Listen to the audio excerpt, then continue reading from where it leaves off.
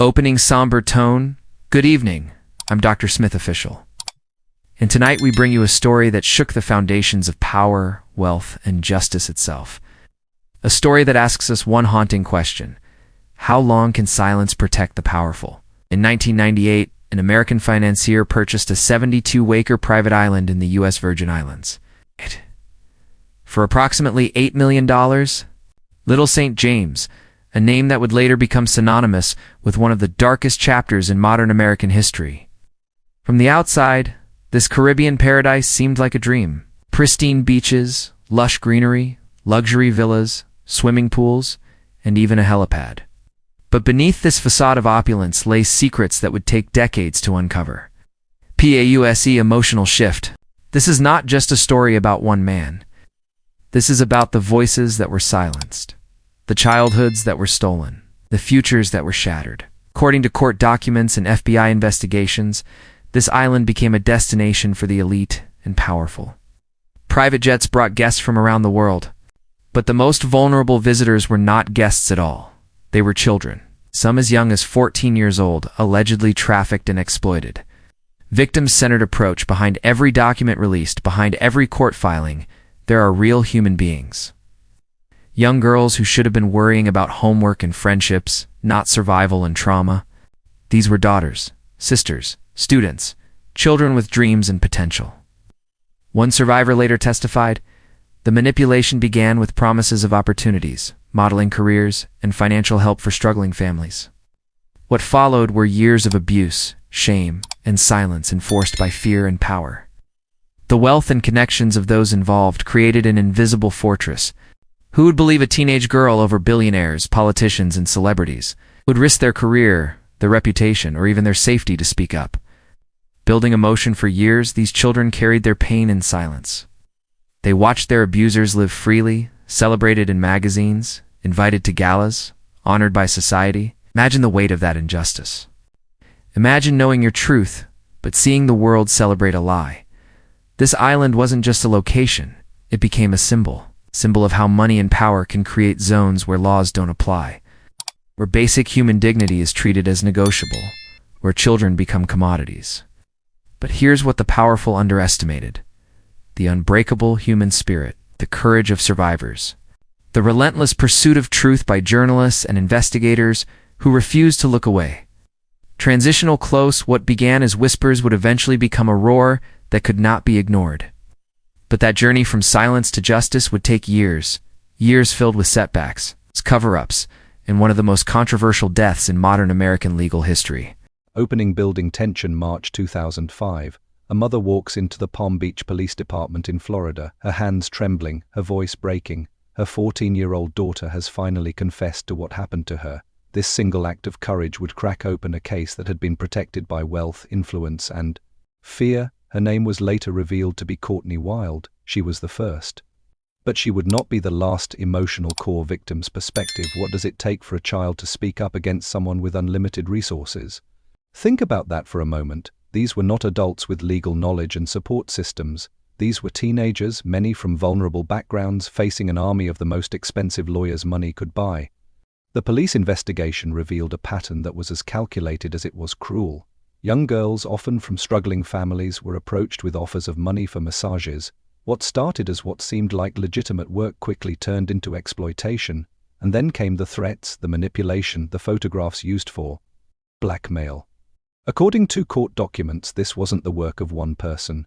Ghislaine Maxwell, a British socialite and daughter of media tycoon Robert Maxwell, allegedly played a crucial role recruiting young girls, grooming them, normalizing the abuse, and ensuring their silence. Justice system failure. Critical tone. And here is where this story takes a turn that should outrage every American who believes in equal justice under law. In 2008, when Jeffrey Epstein should have faced the full force of federal charges, something unprecedented happened. A secret deal, later called one of the most lenient plea agreements in American legal history, was struck without even informing the victims. Epstein pleaded guilty to state charges of procuring a minor for prostitution. His sentence: just 18 months with work release privileges that allowed him to leave jail for 12 hours a day, 6 days a week. He served only 13 months. Let that sink in. While his victims lived with lifelong trauma, their abuser spent his nights in jail and his days in his office, conducting business as usual. Emotional climax. Imagine being one of those survivors. You found the courage to speak up, you faced your abuser, you believed in the justice system, and then you watched as that system gave him a slap on the wrist while protecting powerful people whose names you recognized from television and magazines. The deal also granted immunity to any potential co-conspirators, meaning that others who may have been involved would never face charges. The message was clear: if you're wealthy and connected enough, different rules apply. Investigative journalism angle. For over a decade, survivors and investigative journalists fought to expose this injustice. In 2018, Miami Herald reporter Julie K. Brown published Perversion of Justice, a groundbreaking investigation that laid bare how the system had failed these children. Her reporting reignited public outrage and forced authorities to reopen the case. On July 6, 2019, Jeffrey Epstein was arrested again, this time facing federal charges. This time there would be no plea deal. The judge denied bail. The powerful were finally worried. Epstein held secrets that could destroy reputations, careers, and legacies. And then, in the early morning hours of August 10, 2019, in one of America's most secure detention facilities, Jeffrey Epstein was found dead in his cell. Opening reflective tone. The official ruling was suicide, but the circumstances raised questions that persist to this day. Cameras malfunctioned, guards fell asleep.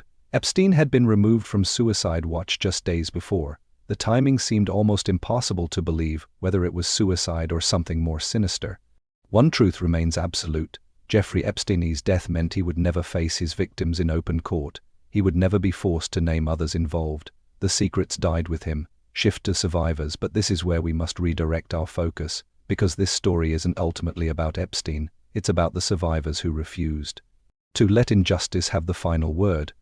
While Epstein escaped earthly justice, his closest associate Ghislaine Maxwell could not. In July 2020, she was arrested. In June 2022, she was sentenced to 20 years in federal prison for sex trafficking minors.